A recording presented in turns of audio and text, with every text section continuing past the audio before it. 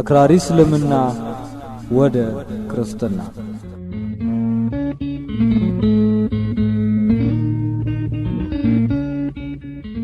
እውነተኛ ታሪክ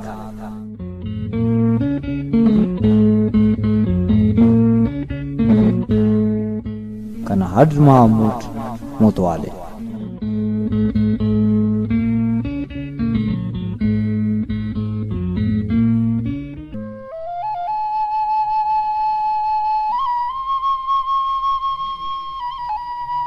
አደን ተጀመረ።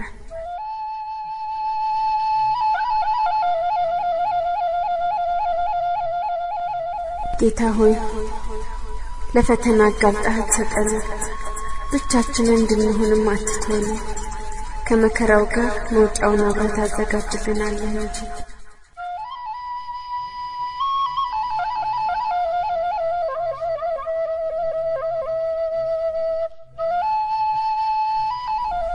ኢንጂነር ሳሚር የደረሰብንን ችግር በመስማቱ ማዕምራህ በተባለ ቦታ ወደሚገኝ ሌላ አፓርትመንት እንድንዛወር ለማድረግ እየጣረ መሆኑን ሴቷ ልጄ ነገረችኝ።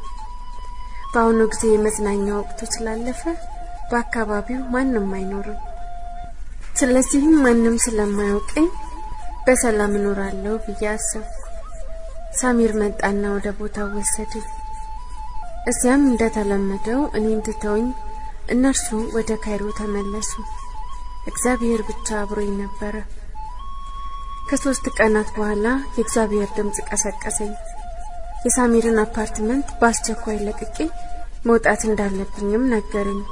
ደነገጥኩና ለምን ጌታ ሆይ ደግሞስ የት እሄዳለሁ ብዬ ወደ እግዚአብሔር ጮኽኩ።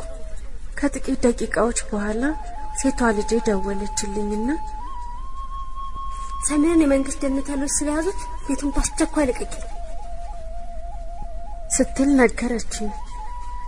ምን ማድረግ እችላለሁ? የትስ መሄጃ አለኝ? ወዲያውም እግዚአብሔር መልሱን ሰጠኝ። ወደ ገዳም ሂድ፣ እዚያ መፍትሄውን ታገኛለሽ አለኝ። እኔም ወደ ገዳሙ አመራው።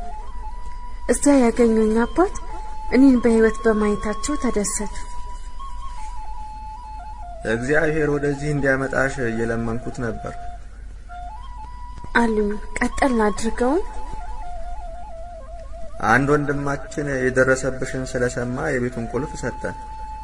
ቤቱ የሚገኘው በእስክንድሪያ ከተማ መካከል ሲሆን ከፍታው ላይ ሆኖ ባህሩን የሚያሳይ ነው። ተከራዮቹ የሚፈልጉት በበጋው ጊዜ ብቻ በመሆኑ አሁን እዚያ ማንም የለም። አካባቢው በበጋ ለመዝናናት ለሚመጡ ቱሪስቶች የመቆያ ስፍራ በመሆን ነው የሚያገለግለው። የምትፈልጊውን ጊዜ ያህል መቆየት እንድትችይ ፈቅዷል አሉ። ጌታ ሆይ በእያንዳንዱ አስተንፋሴ ቁጥር ባከብርህም እንኳን ባመሰግንህም እንኳን ላንተ ጥበቃ ግን ውለታህን ለመክፈል አልችልም። እስከ ህይወቴ ፍጻሜ እንኳን በፊትህ ብንበረከክ ለውለታህ በቂ አይሆንም። ትሰብራለህ፣ ትጠግናለህ፣ ታቆስላለህ፣ እጆችህን ይፈውሳሉ።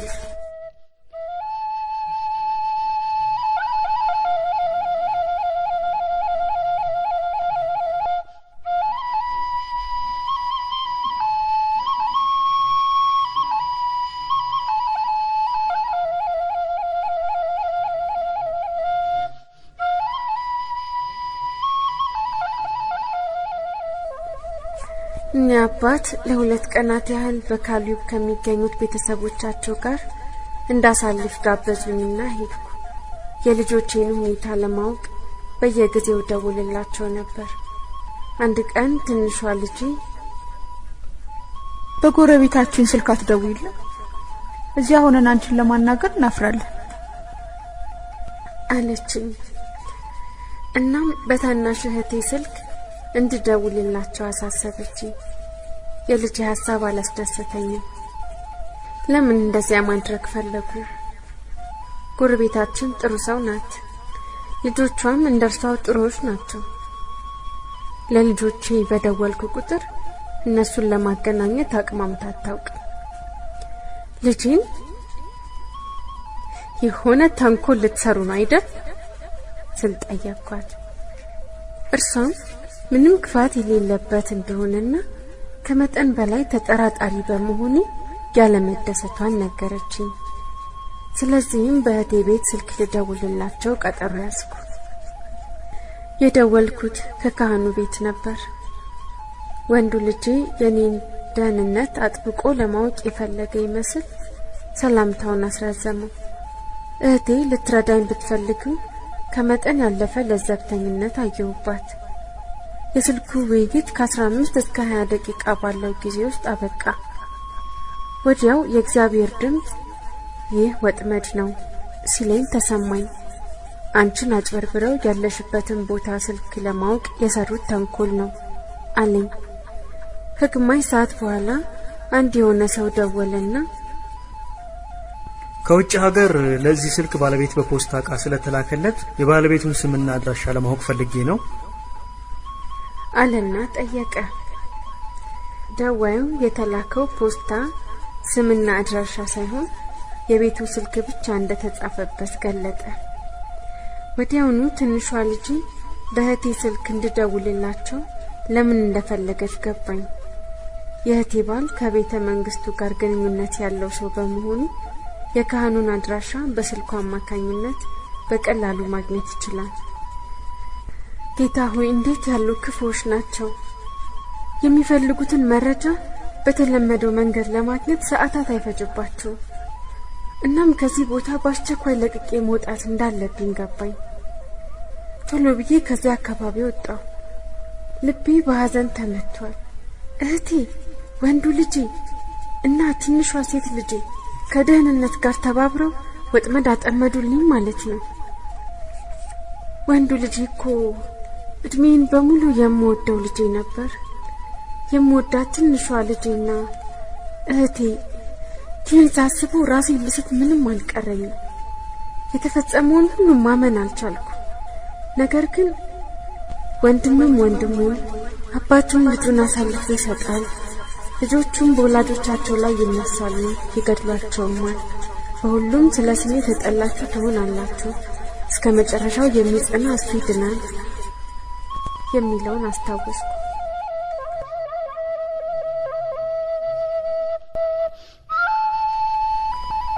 ወደ ገባሬ ተአምራት ማርሚና ገዳም ሄድኩ። ለማንም ስለማንነቴ ሳልናገር እዚያ 3 ቀናት ተቀመጥኩ። ገዳሙ ከካይሮ ደቡብ ምዕራብ 60 ኪሎ ሜትር ይርቃል። በየቀኑ ለቅዳሴ በጠዋት እነሳለሁ፣ ስጋው ደሙንም እቀበላለሁ። ቀሪውን ጊዜ ደግሞ በጸሎት አሳልፈዋለሁ። በዚህም ራሴን ለማረጋጋትና ለማጽናናት ቻልኩ። በአራተኛው ቀን የኔ ካህኑ ወንድም ሊወስደኝ ሲመጣ ገረመኝ። እኔም ፖሊሶች ስምህና አድራሻህ እንደማያውቁ እርግጠኛ ነህ ስል ጠየቅኩት። አረ ፈጽሞ ፖሊስ ጨርሶ ሊመጣ ይችላል። ምናልባት ከፍርሃትሽ የተነሳ ነገሮችን በሐሳብሽ የምትሳያቸው ይመስለኛል። በይ ተነሽና እንሂድ። የተወሰነ ቀን ከቤተሰባችን ጋር ታሳልፊያለሽ አለኝ። ነገሩን በዚህ መልኩ ማቃለሉና አገላለጡ አልተመቸኝም። እናም ምን ማድረግ ይሻለኛል ብዬ አሰብኩ። ምርጫ የለኝም። እቃዎቼን ሰብስቤ ወደ መኪናው በመሄድ ላይ ያለው የሰው የመጣው ለፖሊስ አሳልፎ ሊሰጥሽ ነው የሚል የእግዚአብሔርን ድምጽ ሰማሁ። እናም ከድንጋጤ ብዛት ብርክ ያዘኝ። ጌታ ሆይ ምን ላድርግ? ልተውና ወደ እስክንድርያ ልሂድ? መወሰን አቃተኝ እኮ አልኩት። ከልጁ ጋር በመኪና መጓዝ ጀመር።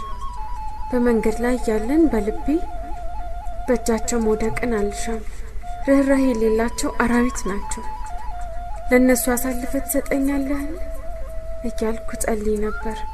እግዚአብሔርም አትጨነቂ፣ በትክክለኛው ጊዜ አድንሻለሁ፣ ያን ጊዜም ሁሉም ስራዬን አውቀው ስሜን ያከብራሉ አለና መለሰልኝ። እኔም ጌታ ሆይ ደካማነትን እርዳኝ፣ ይቅርም በለኝ፣ የምታድነኝ ከሆነ እባክህን ምልክትን ስጠኝ፣ እጅግ በጣም ፈርቻለሁና አልኩት። ወዲያውኑ ደመናት ፀሐይን ጋረዷት፣ ዝናብም ዘነበ። እባክህን ደመናው ይገለጥ፣ ዝናቡም ይቁም ስል እኔም አምላኬን ለመንኩት። ዝናቡ ሲያቆም ደቂቃ አልወሰደም። ደመናውም ተገለጠ። ፀሐይም በድጋሚ ወጣች። እኔም እግዚአብሔርን አመሰገንኩት።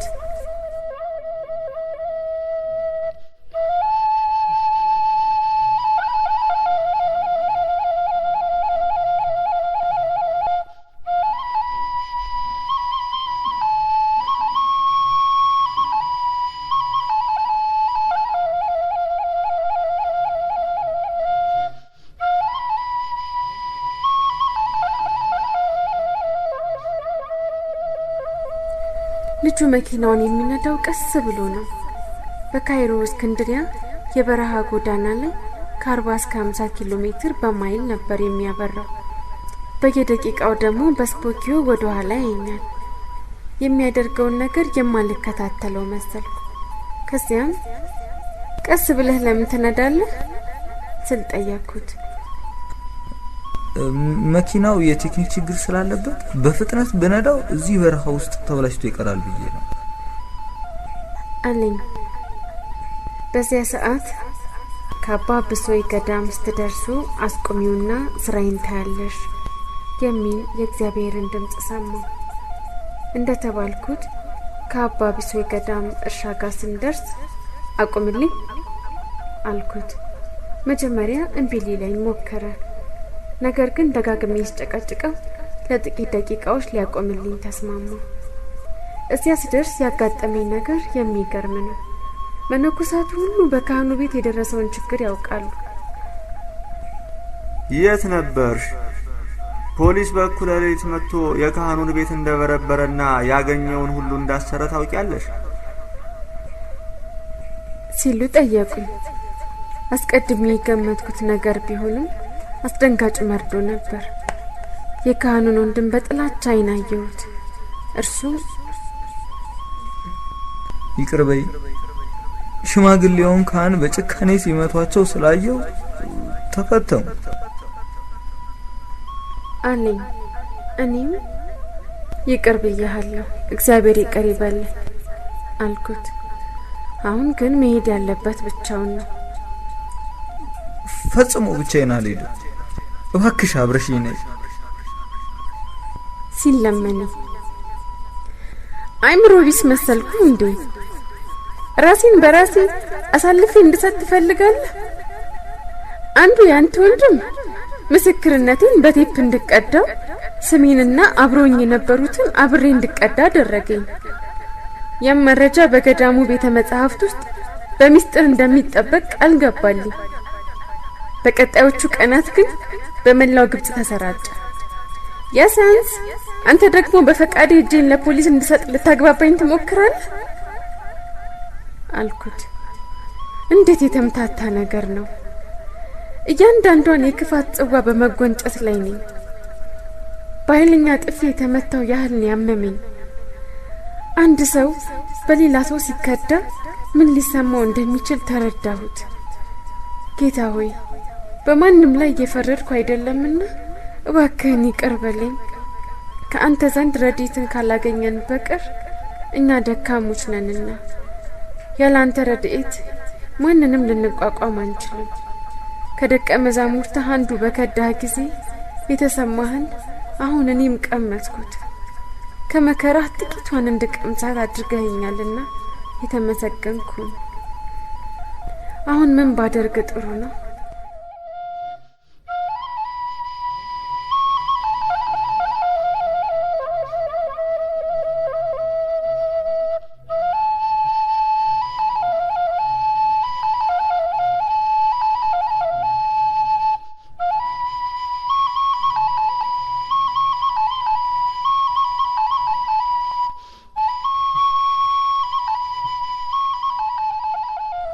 በአባ ብሶይ ገዳም የሚገኙት መነኮሳት ሁሉ መጡና ከበቡኝ። ከመካከላቸው አንዱ ለፖሊስ እጅሽን መስጠት አለብሽ፣ መሸሹ አያዋጣሽም፣ ከበባው እየጠበበብሽ ነውና ማምለጫ አይኖርሽም አሉኝ። ሌላውም ቀበል አድርገው በአንገትሽ ዙሪያ ደም ተነክረሽ በህልሜ አይቻለሁ፣ ትርጉሙም ለመገደል የታሰርሽ መሆኑን ያመለክታል አሉኝ። ሶስተኛው ደግሞ ስለ ክርስቶስ ብለሽ ሰማዕትነት መቀበልን አትፈልጊም እንዴ? እርሱ እኮ ኑ እናንተ የአባቴ ብሩካን ዓለም ሳይፈጠር የተዘጋጀላችሁን መንግስት ወረሱ ብሏል ብለው ጨመሩበት። ሁሉም ቢላዋ ይዘው ያለ ርህራሄ ሊያርዱኝ የከበቡኝ መሰለኝ። እኔ ያን ጊዜ ለራሴ ምናልባትም እኮ እውነታቸውን ይሆናል እጄን መስጠት ሳይኖርብኝ አይቀርም ብዬ አሰብኩ። የእጅ ቦርሳዬን ከፈትኩና ያስኩትን ሁሉ ለመነኮሳቱ ሰጠኋቸው። እጄን ለመስጠትም ወሰንኩ። መጀመሪያ ግን ወደ እስክንድሪያ መሄድና ንብረቴን መሰብሰብ አለብኝ። ምክንያቱም በዚያ ያሉትን ዶክመንቶች ፖሊስ ካገኛቸው ነገሩ ሊከርብኝ ይችላል። ደግሞም ከኔ ጋር ለመሆን የመጣችውን ትልቋን ልጄን ወደ አባቷ እንድትሄድ በማድረግ እኔን ከሚጠብቀኝ መከራ እንድታመልጥ ባደርጋት መልካም ነው። መቼም በመንግስት የደህንነት ኃይሎች ሊደርስብኝ የሚችለው ነገር የዋዛ አይሆንም። ነገር ግን ከሳቱ ጉድጓድ 3 ደቂቃን ያዳነ እግዚአብሔር እኔንም እንደሚያድነኝ አምናለሁ። ደግሞ ስለምን አያደርገው? እኔ እኮ ለእርሱ ብርቅዬ ልጁ ነኝ።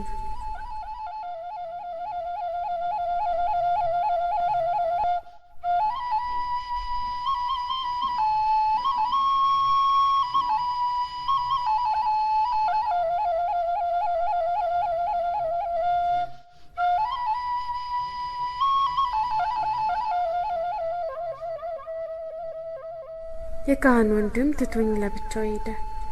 እኔ ግን በካይሮ እስክንድሪያ የበረሃ ጎዳና አጋማሽ በሚገኘው የእንግዳ ማረፊያ ከታላቋ ሴት ልጄ ጋር መቆየት ፈለኩ።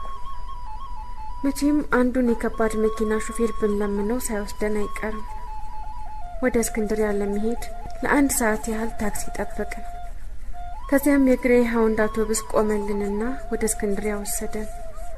መንገድ ላይ በልቤ እግዚአብሔር ሆይ ይህ መጨረሻዬ ነውን? እውን ለመንግስት የደህንነት ኃይሎች እጄን መስጠት አለብኝን? እነርሱን አንተ ከኔ በላይ ታውቃቸዋለህ፣ የጭካኔያቸውን መጠን ታውቀዋለህ። እኔ ግን ያን መቋቋም የማልችል ደካማ ነኝ። እባክን በሚደርስብኝ መከራ ምክንያት እንዳልዳከም እርዳኝ እያልኩ ጸልይ ነበር። እርሱም ወዲያውኑ ድምጹን አሰማኝ። እጅሽን እንድትሰጭ ብፈልግ ኖሮ አሳልፎ ሊሰጥሽ መምጣቱን አልነግርሽም ነበር። የገዳሙን እርሻ እንድትጎበኝ የነገርኩሽም እዚያ እውነቱን እንድትረጂ ብዬ ነው። እንዲሁም አሳልፌ እንደማልሰጥሽ ምልክት ልሰጥሽ ብዬ ነው። ፈጽመሽ እጅሽን አትስጭ። ወደ እስክንድሪያ ሂጂና እዚያ ጠብቂ አለኝ። እስክንድሪያ ስደርስ በጣም ደክሞኝና ታክቶኝ ነበር። ያንተ ሰላም ግን አይምሮዬን ሁሉ የሚያልፍ ነው። መኖሪያዬን ወደ ሌላ ቦታ መቀየር አለብኝ። ምናልባት አንዱ አድራሻዬን ነግሯቸው ሊይዙኝ ይመጡ ይሆናል እያልኩ በሀሳብ ስላጋ ያን ሌሊት በዚያው ቤት እንዳሳልፍና ጠዋት ሌላ ቤት እንድፈልግ እግዚአብሔር መራኝ።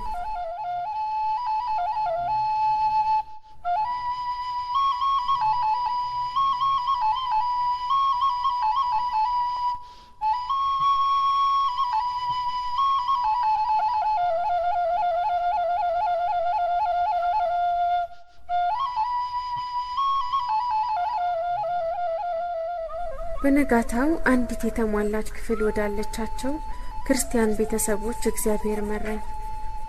በዚያው ቀን ያንኑ ክፍል በሊዝ ተከራየነው።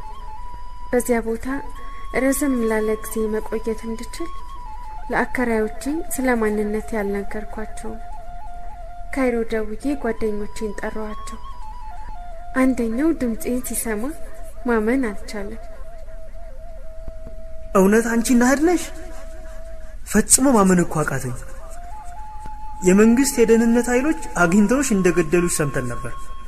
ወደ አንቺ መተን እስክናይሽና የሆነውን ሁሉ ካንቺ እስክንሰማ እባክሽን ካለሽበት ቦታ ወደ ሌላ አትሂጂ አለ። እንዳለው ለአስቸኳይ ጉዳይ ካልሆነ በቀር ከቤት ያልወጣም ነበር። አንድ ቀን የቤቱ አከራይ የክፍሌን የመጥሪያ ደውል ደወለች።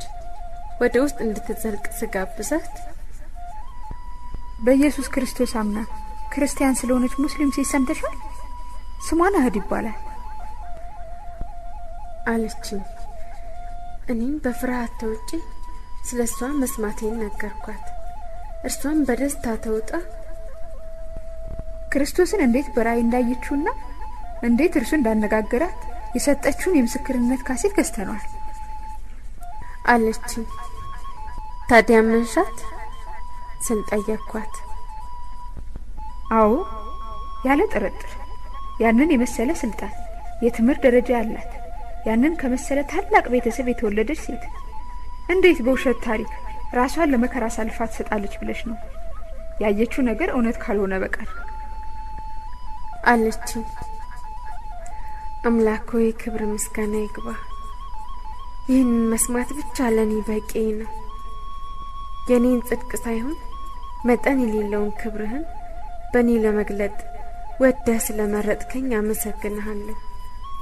ዛሬም ዘወትርም በስትንፋሴ ቁጥር ልክ አመሰግንሃለሁ።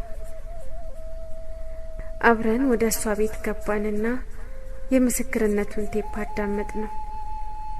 ነገሩን ለመጀመሪያ ጊዜ የሰማሁ ሰው መሰልኩ። እኔ ግን እያንዳንዷን ነገር በዓይነ ሕሊናዬ ይመለከታት ነበር። ሲያልቅ ፖሊስ እስክንድሪያ ከተማ መሆኗን ደርሶበት እየፈለጋት ነው አሉ አለችኝ። አሃ እስክንድሪያን ለቅቄ የሆነ ቦታ መሄድ አለብኝ ማለት ነው። ይሁን እንጂ የሚረዳኝ ሰው እስካገኝ ድረስ መጠበቅ ነበረብኝ። ከሁለት ቀናት በኋላ የማምነው አንድ ጓደኛዬ ሊጎበኘኝ መጣ። ሲያየኝ አይኑን ተጠራጠረው። አንቺ በእህትሽ ቤት ለልጆች ስልክ እንድትደውይ ያደረገው ያለሽበትን ቦታ ለመለየት ሲል የመንግስት የደህንነት ኃይል ነው እኮ። እናም የስልኩን ባለቤት ስምና አድራሻ ሲያገኙ በእኩለ ሌሊት ፖሊስ አካባቢውን ከቦ መመንጠር ጀመረ። አንቺን በቦታው ሲያጡሽ ያገኙትን ሁሉ አሰሩ። ያለ ርህራሄ ሁሉንም መግረፍና ማሰቃየት ጀመሩ። በዚህ ምክንያት የቄስ ቡስሮስ ወንድም መከራውን መቋቋም ስላልቻለ አንቺን አሳልፎ ለመስጠት አሰበ። ወደ ማር ሚና ገዳም በመጓዝ አንቺን አምጥቶ ሊሰጣቸው ተስማማ። አንቺን ያሳረፈበት መኪና በሚከታተሉት ሁለት የደህንነት መኪናዎች ታጅቦ ነበር። አባ ቡሶይ ገዳም እንደደረሳችሁ ስትቆሙ አልፈዋችሁ ሄዱና ጠበቋችሁ። ልክ የልጁ መኪና በዋና መንገድ ላይ መጓዝ ሲጀምር ተከተሉትና አብረውት ሄዱ። አንቺና ልጅሽ መኪና ውስጥ ያላችሁ መስሏቸው ነበር። የካይሮ መግቢያ ኬላ እስኪደርስ ድረስ ተከተሉት። ለአንድ ሰዓት ተኩል ያህል ከአንቺ ርቀው ከነዱ በኋላ ነበር በመኪናው ውስጥ ያለመኖርሽን የተረዱት።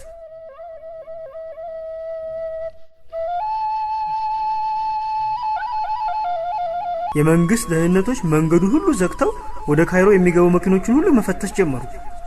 በፍተሻ እንዳላገኙ ሲያውቁ ወደ አባ ቡሶይ ገዳም እርሻ ተመለሱና ፍለጋቸውን አጣጣፉት። በዛ ሲያጡሽ ደግሞ ከፖሊስ ልታመልጥ ስትሸሽ ተገደለች ብለው አስወሩ ማለት ነው። አብሮሽ የነበረው ያ ልጅም በእስር ቤት በመሰቃየት ላይ ይገኛል። ሳሚር አፓርትመንት እንድታገኝ ረድታታል ተብሎ ታስሯል። ያንቺን የምስክርነት ቴፕ ሲያባዛ የተገኘ አንድ ሰውም እንደዚሁ ታስሯል። ያንቺ ሴት ልጅ ጸሐፊ ሆና ትሰራ ስለነበረና አንቺንም በገንዘብ ስለረዳሽ ኢንጂነር ራሺድም ታስሯል። ሁሉም ክርስትናን በመስበክ እስልምና እንድትቀይር ያድርገዋል በሚል ወንጀል ተከሰዋል። አሁን ከእጃቸው እንዳመለሽ ስላወቁ በእስክንድሪያ ከተማ፣ በካይሮ እንዲሁም በመግቢያና መውጫ በሮች መንገድ እየዘጉ ፍተሻቸውን አጠናክረዋል አለና የራሴን ታሪክ አጫወተኝ።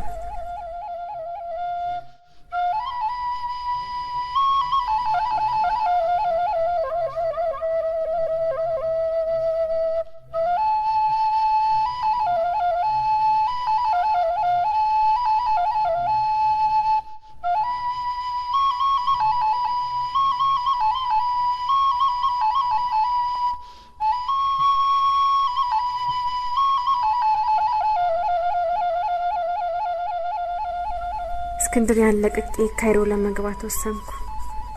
ሁሉንም ለኔ እንደሚሆን አድርገህ የምታከናውን አንተ ነህ። አንዷ ጓደኛዬ በእርሷ አፓርትመንት እንድቆይ ጋበዘችኝ። እቃዬን ሰብስቤ ወደ ካይሮ አመራው። የእስክንድሪያ መውጫ መንገድ ለፍተሻ ተዘግቷል። ከከተማው የሚወጡትን መኪኖች ሁሉ የደህንነት ኃይሎች እያስቆሙ ይፈትሻሉ። የኛ ተራ ደረሰና ኬላው ላይ ቆምን። አንዱ ፈታሽ ዝቅ ብሎ እንኳን በመኪናው ውስጥ ምን እንዳለ ሳያይ እለፉ አለን። መንገዳችን እየመራ ከፊታችን አንተ ከሄድክ ማን ሊያስቆመን ይችላል? ካይሮ ደረስንና ወደ ሄሊዮፖሊስ አመራን። የምንሄድበት ቤት በኑዛህ አካባቢ ከሚገኘው የፖሊስ ጣቢያ አጠገብ ነበር። እዚያ ሁሉም ያውቁኛል። ስለሆነም መስኮቴን መክፈት፣ ከቤቴ ወጣ ማለት፣ ትንሽ እንኳን ድምጽ ማሰማት፣ ሌላው ቀርቶ በር መክፈት እንኳን አልችልም ነበር። ምክንያቱም በዚያ አፓርትመንት ተከራይ መኖሩ መታወቅ የለበትምና። በዚያ የሚገኙ ሁሉ ያ ቤት ባዶ መሆኑንና ማንም በውስጡ እንደሌለበት ነው የሚያውቁት።